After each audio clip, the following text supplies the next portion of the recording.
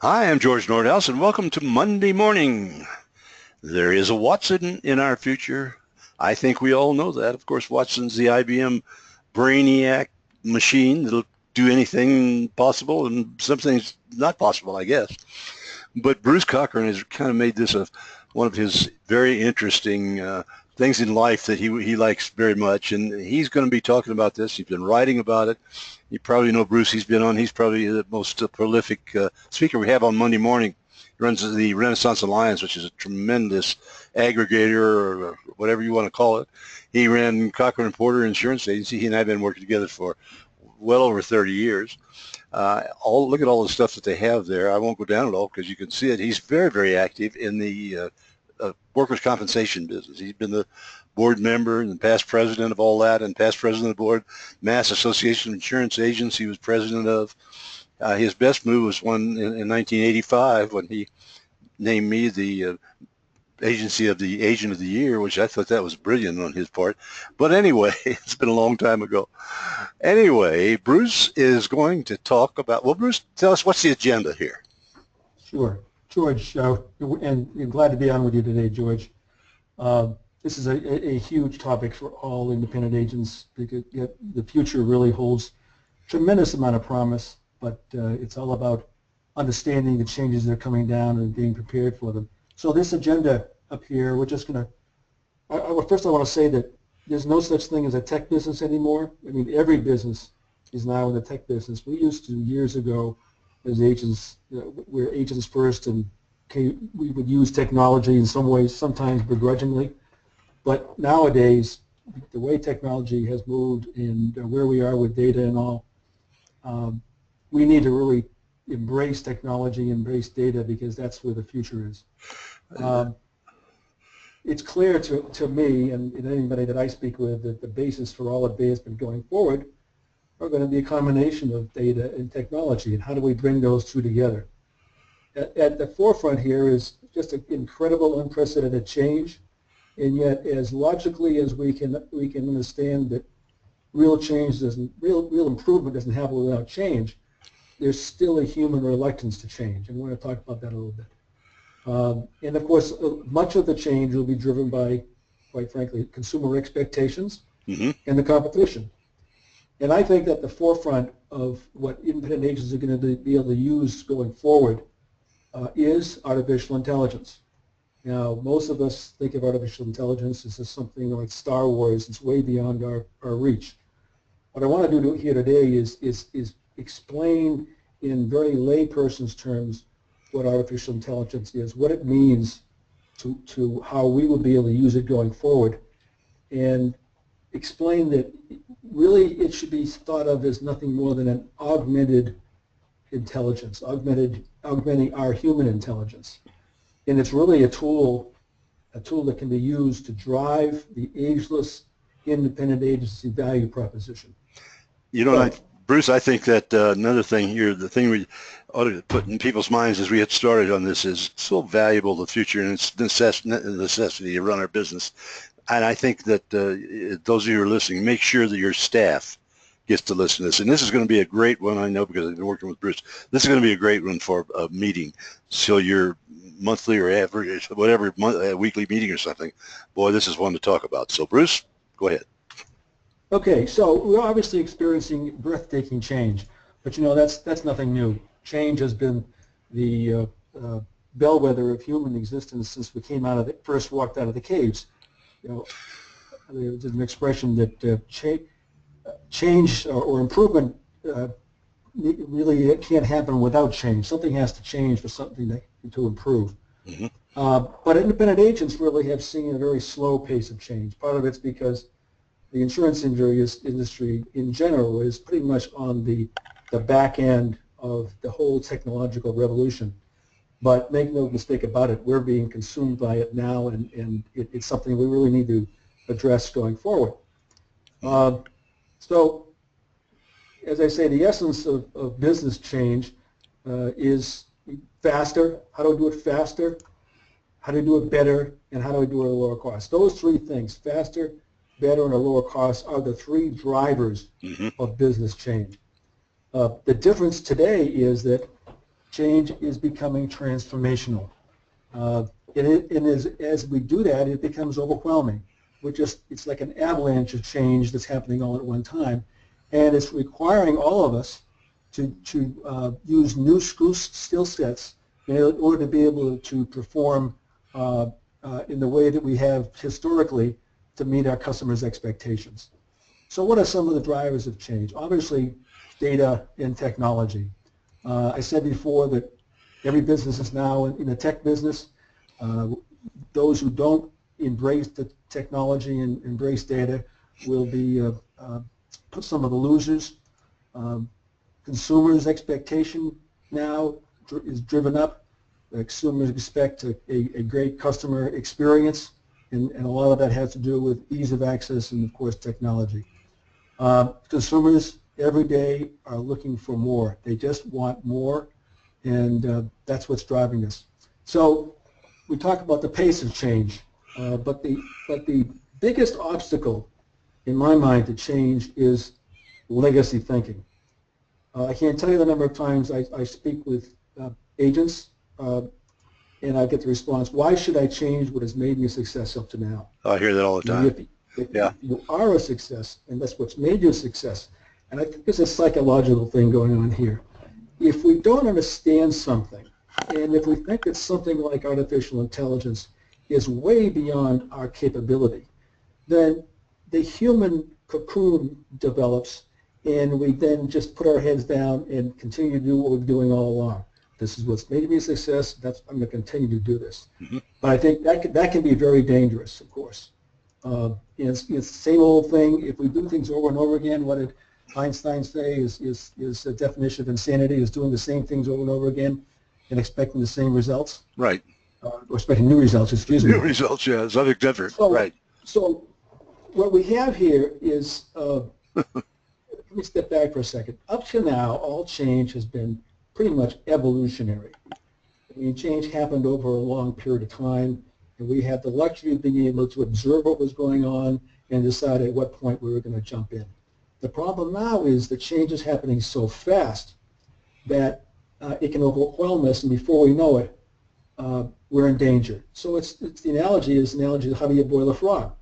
Now, you put a frog in a nice cool pan of water, you put the heat under it, the water starts to warm up, the frog's getting nice and comfortable now, it's getting warm and fuzzy, it gets a little hotter, and pretty soon he gets drowsy, and eventually the frog falls asleep, then the water boils, and the frog dies. And good. I don't know about you, George, but we're committed here to make sure that our agencies aren't the frogs who get boiled in the water. Mm-hmm. Okay, so I got to get back here a second. All right. All right, there you are again. Your picture. Okay. Yeah, well, I got a slide here that sequence. Okay, go ahead. All right, so we're talking about the pace of change. You've heard about Moore's Law. Oh yeah. Moore's Law was named by Intel co-founder Gordon Moore in 1965, and he predicted that the number of transistors incorporated in a chip will approximately double every 24 months. And pretty much throughout history since 1965, that's pretty much been the case. Moore's Law suggests that over time we're just going to continue to ramp up. Change becomes exponential. And then there's a concept which we call the law of accelerating improvement. And that's simply put that the more we learn, the more we know, that enables us to learn more, and that we know more, in which each step along the way gets us to a higher point of learning. And quite frankly, it becomes exponential in nature. So let's take a look at Moore's Law. Let's graphically take a look at what this really means. Now here's a graph. It's a theoretical graph showing that if we do double our capacity to compute every 2 years, then in 10 years we will have increased our capacity of computing 32 times. And each one of these units down below here is 2 years. Okay, so 1, 2, 3, 4, 5. So that in 10 years, so we can see that there's an interesting curve there. Okay, and it's not linear. It's become somewhat exponential, but still it's pretty seemingly manageable. But let's take that out 20 years. right? Now we're down 20 years, and we've increased our computing capacity multiplied by over 1,000 times. Oh, God. And you see that curve now at 10 years begin to really ramp up. Well, let's just push that out 100 years and take a look at this. Oh, I my mean, God. Look at those we're numbers. talking about hundreds, thousands, millions, trillions, billions, quadrillions. We're talking about 1.2 quadrillion times the computing capacity that we started out with 100 years back. Now you know what I'm saying when we talk about how fast the rate of change is being driven, and this is a huge piece of it. And so I suggest, and I'm not just the only one, there are hundreds of people who believe this, that we're going to see more change in the next 5 years than we've seen in the last 25 years. It's one of those things that hold on to your hat, tighten your seatbelt, we're going for a rocket ship ride. So let's break it down to its component parts. This is really not as unfathomable as a lot of people think it might be. The learning process is really I don't know why it's doing this here. Learning process is a sequential iterative process, meaning that we learn something and then we learn something more and we expand our knowledge, so on and so forth. And so we talked a little bit earlier about the law of accelerated improvement. Basic human expectation says improvement will happen on a linear basis. But historically, we know that it actually happens on an exponential basis. And Moore's law is just an example of that. So let me give you a real-life example of what I'm talking about. Mm-hmm. Let's go back to when you and I were in high school, George. We learned the multiplication tables. You know, our teachers beat it into us over and over, and 2 times 2 equals 4, 4 times 4 equals 16, so on and so on and so on.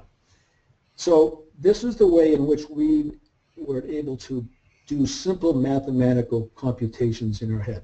Okay? And then years later, generation later, and I remember when Heather was in, my daughter Heather now was 38 years old, was in school, they didn't learn the multiplication tables anymore because now we had these little things called pocket calculators. And what that did was enable the students to jumpstart their learning process, so they didn't have to worry about the multiplications tables because they had it right here on their little calculator. Right. And that became a tool that everybody used. And now we start getting into higher levels of mathematical theory and learning in school. And then the next generation comes along, and guess what? We now have tablets. Wow. Kids go to school with tablets. They don't go to school with multiplications tables. They don't even need the calculator. They get everything right there, and they're using the tablets, of course, to access information all over the world over the internet. My point here is that this now enables the students of today to not have to burden their minds with all of that in your head mathematical calculations. It enables them to extend their learning process that much further. Yeah, This is an example. Excuse me. It makes the fathers and grandfathers like you and me know that we were born way too soon. It embarrasses me. They know so much. You know, you go to the store today, and some of the clerks at the store, if they didn't have the cash register, which is actually a computer, doing the computations for them in terms of what the change should be, some of them can't make change because of that. But the point is, that's just an example of the sequential iterative process of learning. That's good. So let's step back 40 years. 40 years ago, quite frankly, when I first came into business, these were the tools of the trade. Mimeographs, get our hands all filled with this purple ink. Filing cabinets. I mean, I go to an office today that has filing cabinets, and I want to think, how far back in time they are. Back then, we had multi-part carbon paper forms. Uh-huh. So I remember we used to issue invoices with multi-part carbon paper forms and mail the top part to the customer and file the other one away. And then along came a huge increase in technology. We went to NCR forms. We didn't have to use carbon paper anymore. Okay, so the selective typewriter. Yep. Remember that? That was actually that's the first iteration of a word processing machine, because you could do form letters on that. My dad had as his bookkeeper a woman who had used a machine called a comptometer. I can't explain to you that without a picture here, but the comptometer was a mechanical machine that she used to press buttons down and mechanically would add, subtract, multiply, and divide. The Rolodex. I mean, we use the term Rolodex now, but what does it mean? We used to actually have cards and card catalogs. Absolutely. Right? And then there was a wet process photocopy process. We call it the Xerox process now, but we used to call it photocopy because you actually took a photo of the image and it went through the emulsion process. And I can remember vividly, if you wanted to use that photocopy right away, you had to stand shaking it so it would dry out. And then it, of course, came along the Apple II, and the first iteration for agency management systems was, of course, the original batch processing. So, I mean, but those were the tools that we used back then. So along comes data, and I want to say, and I've seen some interesting articles about this. A lot of people now believe that data is the new electricity, meaning just as electricity changed every business 100, 150 years ago, so will data and artificial intelligence. Artificial intelligence, quite frankly, is just a means of being able to evaluate and to be able to make sense of the data. Okay. The greatest inhibitor in the whole process is the human brain capacity. The human brain is the greatest computer ever devised. We can logically think, we can put ideas together, we can draw comparisons, we can do all kinds of incredible things, but the one thing that slows us down and one thing that keeps us from getting to the next level is just the bandwidth of human capacity. There's only so much that we can put into our brains. So think of artificial intelligence really is nothing more than like adding RAM to your computer or adding a hard drive. If you want to increase the space I have to collect and analyze data, and I've run out of space on my hard, I just add another hard drive. So think about artificial intelligence as adding a hard drive. Okay. So now what has really made artificial intelligence on the precipice here is it's a huge explosion of computing power. We talked about that, Moore's law, accelerating learning. And, of course, we're creating more data today than has ever been created in the history of the world. And you put those together and you have the capability of being able to get to another level here. So the next iteration on all this was enable to machines to recognize data.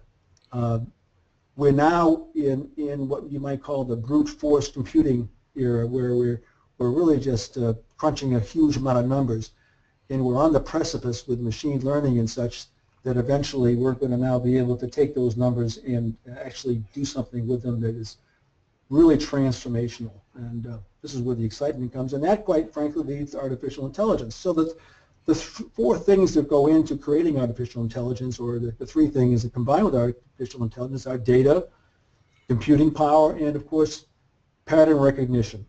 Pattern recognition is a huge step that leads to artificial intelligence. Okay? So what is artificial intelligence? It's simply the capacity of a computer to perform operations analogous to learning and decision-making in humans.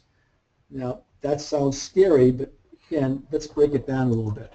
So the first step in data comprehension, I'm going to use image recognition as an example. Okay. So the first step is, and how does a computer do this? First step it does is identify individual pixels. A pixel is a minute piece of a picture, okay? And if you're looking at resolution, this is really what we're talking about, how many pixels can fit on the screen. So the computer first looks at individual pixels, all right, and starts to make sense of the individual pixels, and then puts the pixels together and starts creating a shape. Okay, and you see the second picture here. Something is shaping. We don't know really what it is, but the more you move out of this process, then you get to the image, and now this image starts to get clearer. And as you go out further, we find that this is really a frog. But how do we know that from the beginning? We built it step by step by step, and that's exactly how the computer does it in terms of recognizing images. And that analogy can be used over and over again in terms of how data is analyzed and how we come to the kind of conclusions that we can come to. Well, that was a great slide. It really that brings it all together. I never thought of that.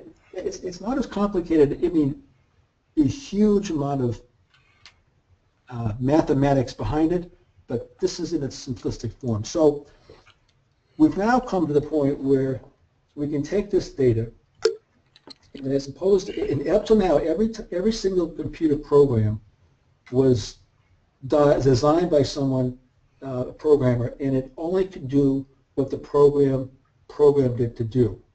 It couldn't think for itself. So the big breakthrough in recent years has been this thing called machine learning. And simply what that means is that the machine is going to go through a sequential step of learning in the sequential iterative learning process. And as it goes through that learning process, the more you tell it, the more it learns, it can then draw conclusions, that it can then become smarter, okay? So as an example, we wouldn't have broken the human genome code back in the 90s without the huge computing capacity that has evolved. It's just that over and over that we kept on learning and learning and learning, and eventually we cracked the code. The same thing goes for the future of autonomous cars. Autonomous cars are going to be made possible, are being made possible, by the machine learning and the input of huge amounts of data and allowing the machine to be able to recognize what it's coming up upon. So there are basically three stages of artificial intelligence, and this is the big picture. So is what we call artificial narrow intelligence, which is really just the ability for the machine to do one thing very, very well. So for instance, when you go on Amazon and you click on something you want to buy, that Amazon can then put up on the screen similar products that you might be interested in. Yeah. It does that one thing very, very well. But it doesn't think for itself. It can't think for itself. The next stage is what we call artificial general intelligence, and this is where the computer has now the ability to think just like a human, right? That's interestingly enough, but what we really are going to get to eventually is this thing we call artificial superintelligence, where the machine can self-learn. Now think about that for a second. You're scaring me. Machine can self-learn, and that leads to what some people would call, Ray Kurzweil, futurist, refers to this as technological singularity, and that's when the computer knows more and can learn more than a human. And there are plus sides of that, and there are dark sides of that. Again, this is nothing more than the learning is a sequential iterative process.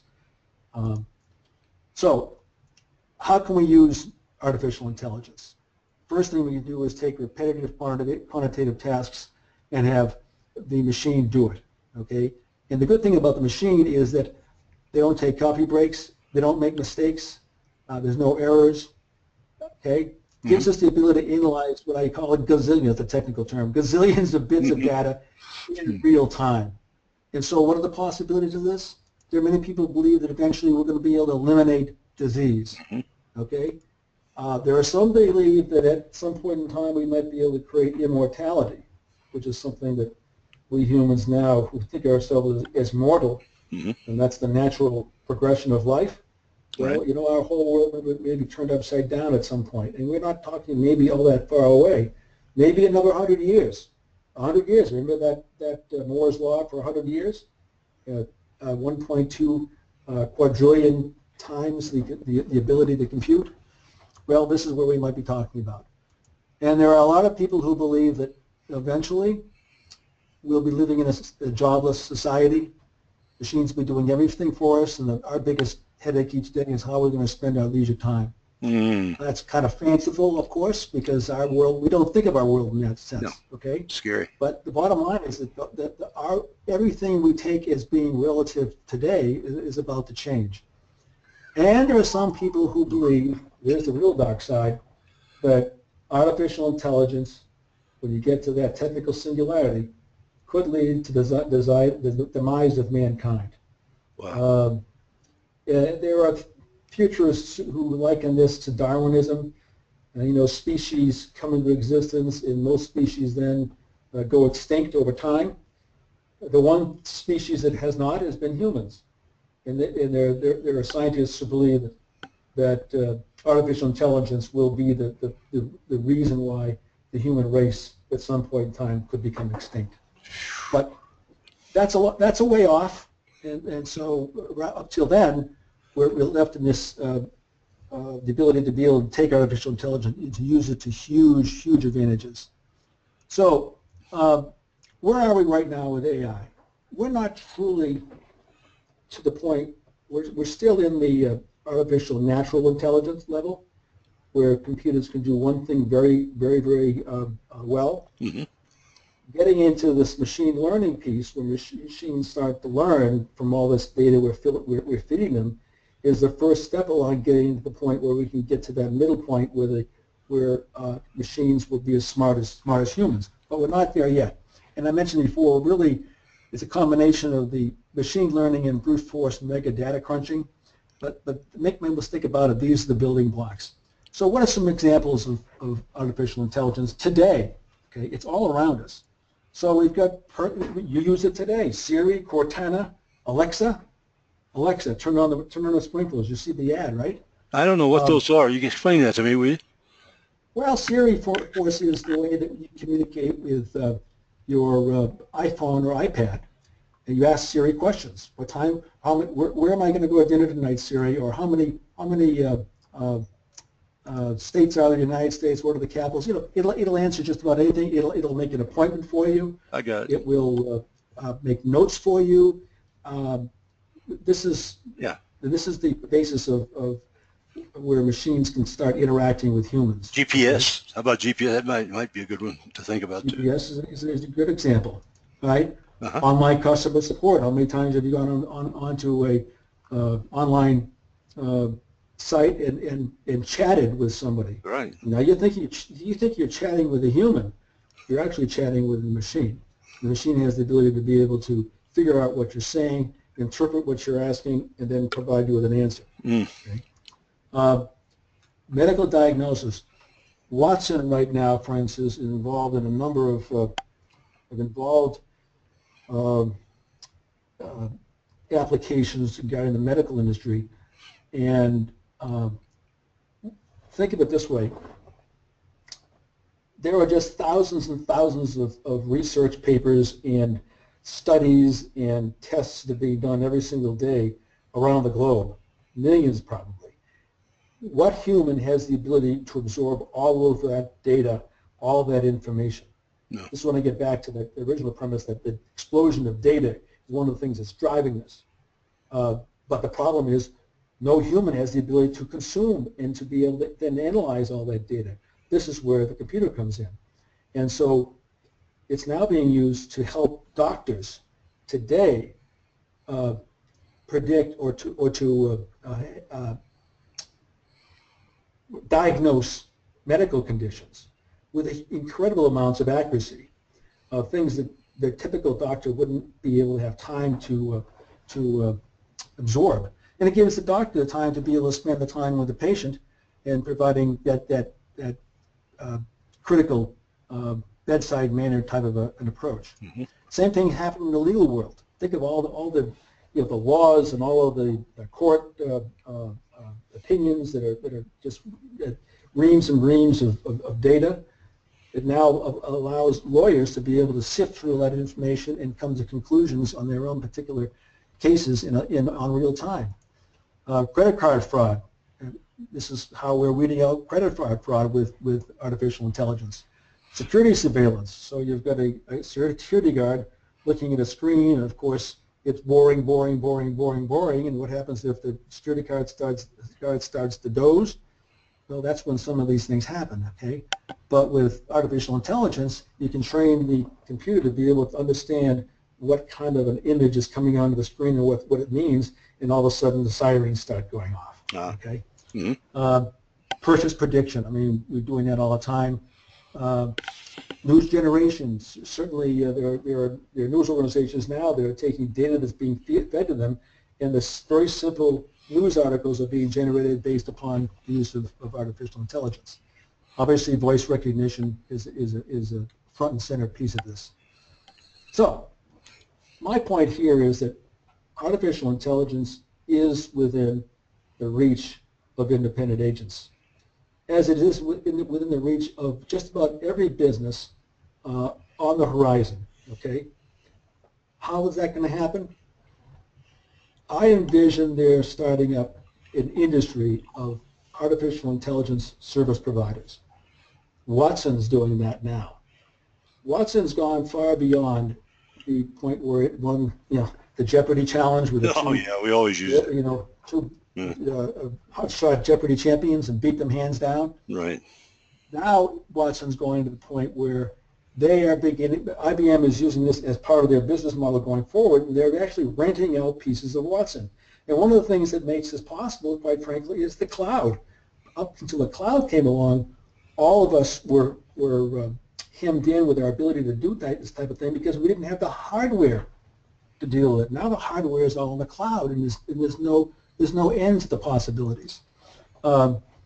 So again, business process management services, you see, we have these out here now. Resource Pro, you're familiar with Resource Pro. The insurance industry can offload a lot of background processes. Well, quite frankly, the same thing's going to happen with artificial intelligence. We're just going to replace the humans who are doing this behind the scenes with a digital assistant. Mm-hmm.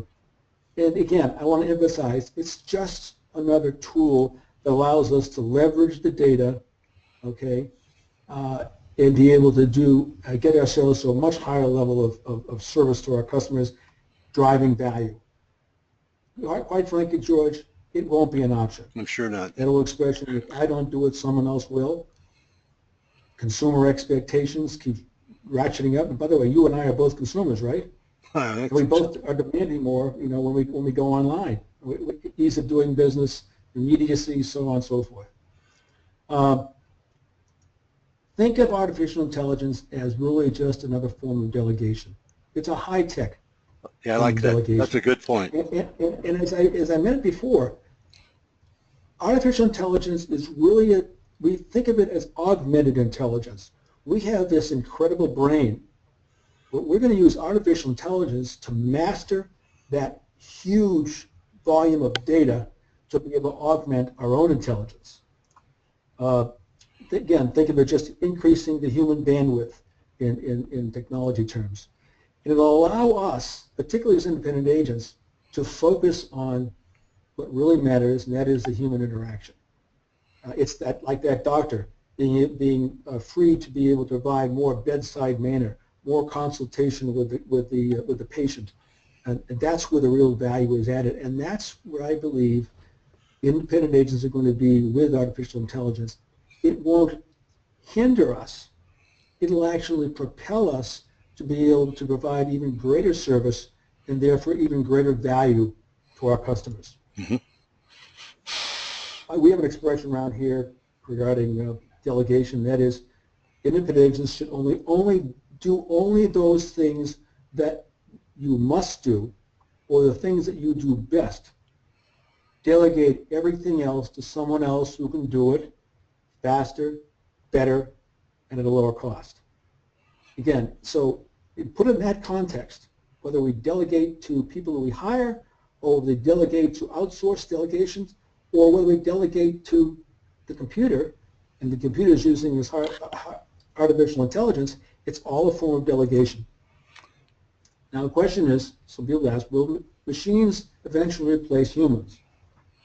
Well, in a way, yes, but whenever you have a huge turnover in technology advancement, so for instance, when we came off of the farm and into the cities at the dawn of the industrial age, there were a lot of farming jobs that went away. What was created there was created all the industrial jobs. The same thing has happened every single time we've had a huge quantum leap in technology. The problem now is we're faced with having to retrain people in almost real time because of the fast pace of change. So I really believe that artificial intelligence is really going to be a difference maker for independent agents. We'll be able to see everything more clearly. Think of it as putting eyeglasses on. So you've got things that's not in focus, and all of a sudden now everything becomes focused and gets more detailed. It's like going from low definition TV to high definition TV. I can remember when we got our first high def television, we were watching a football game, and I remarked to Janet, my wife, "Hey, look at that! You can see actually each blade of grass." And you know what she said to me? "Who gives a shit?" Yeah, probably. Right. Okay. Well, I did. And then now we have ultra high definition. So my point is that we continually drive down further into the detail that we can now use and the degree of specificity we can get to. For our current customers, there's an old expression that a Sony executive used some years ago and said, if we only knew what we already know. I love that. That's a great. I mean, there's an incredible amount of data that's currently in our agency management systems that's not being used. And part of it's because there's such a vast amount of data that it overwhelms us. Using artificial intelligence and augmenting data that we already have with data that's out there in the big wide world of big data, we'll be able to gain knowledge of our current customers that we never had before. And therefore, again, I would suggest cementing our relationships with our customers. I've heard that. But future customers, customers. But Bruce, I was going to say that I've heard that from Vertifor and Applied and all those guys over the years, that the agents use maybe 20-25% of the capabilities. And I can understand it. Right. Yeah, that really brought that home. Go ahead. Right. And for future customers, you know, so don't say prospects. Future customers, it means it'll give us a huge amount of intelligence. We'll be able to gain a huge amount of information, knowledge about prospects before you even go out to sit down with them. Think of what that will do. It'll allow us to anticipate. And so right now the state of the art is point of sale sales. An example is the automobile dealer who, when they give the customer the leasing agreement, they also hand them an insurance application. So that's making the sale right at the point of sale. Well, in the future, the sale will be made before the sale. Meaning we'll know if a customer is going out to look for a car. We'll be able to contact them, say, okay, I know you're out there. And just as today we provide people looking for homes with mortgage qualifications, in other words, pre-qualified mortgages, we'll provide customers with pre-qualified loans for their cars or leasing. Incredible capabilities. And it'll enable us to deliver service better, smarter, and of course a lot faster. So in the end, what AI systems are going to do is allow agents to pour through mountains of data and help skilled insurance professionals arrive at conclusions and action points much faster and with precision accuracy than any biological human brain by itself. Think of that. Artificial intelligence and professionals, quite frankly, insurance professionals, will be symbiotic partners. Again, in that augmented intelligence theory. You know, think of the Lone Ranger and Tonto, Sherlock Holmes and Watson, you know, Ed McMahon and Johnny Carson, right? The Cisco Kid and Pablo, you can go on and on and on. Again, I just want to emphasize, artificial intelligence is going to be nothing more than a huge ramping up of tools for independent agents to continue to deliver their value added. Good. So let's see if we can put all this together. You know, we're dealing with huge amounts of change, and change that is happening at a mind-blowing pace, and we need to really be able to keep up with all that. At the same time, we're generating data, and insurance industry is no different. We're generating data, examples, experience, you name it, at a lightning pace, and we need to have the way to be able to analyze that data and make sense of it. It quite frankly gives us a quantum leap in the ability to make advancements in what we do. And I would maintain, continue our relevance to the insurance buying process. Artificial intelligence is just another progression of improvement. It enables us to be able to get to that next level a lot faster. It's going to be a must-have going forward without any question. And again, it's really just going to augment and enhance independent agent value proposition. You know, Bruce, a couple of things that I've always thought, and I helped to build a program that heads in that direction. We haven't been able to sell it yet. That insurance needs analysis thing that I built, the INA thing that you helped me with. But that essentially says that if you ask enough questions, or if the people prospect puts the information in there, that the AI or the Watson for the insurance industry can automatically figure out what coverage you really need, what coverage you're going to need, when's it needed, and so forth, rather than have the agent sit there and say, well, he needs this and she needs this. But I haven't seen anything like that in the industry. Have you yet?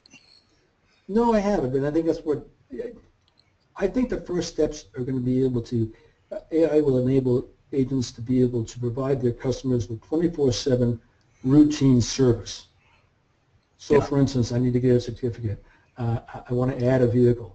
I mean, any number of different things that are routine. Right. That artificial intelligence will enable the agent to be able to have the customer contact them 24/7, 365 at a very, very low cost. Right. One of the things that's inhibiting in that for agents now is the cost of providing someone to sit on the phone lines for 24 hours, in a row. Right. 3 shifts. And so this will enable agents to provide that kind of service in the most basic sense to insurance. There, for what it's worth, I just read yesterday it's only 24% of the agents in the country that do the 24/7 thing now. It's interesting to me. I thought it was a lot higher than that, but I can see the problems. It's not inexpensive either. You know, one other thing before we quit, Bruce, my daughter came down and her husband last night from Denver and Boulder, and they have a new Volvo, and you ought to see it. We talked about artificial intelligence. People say self-driving cars.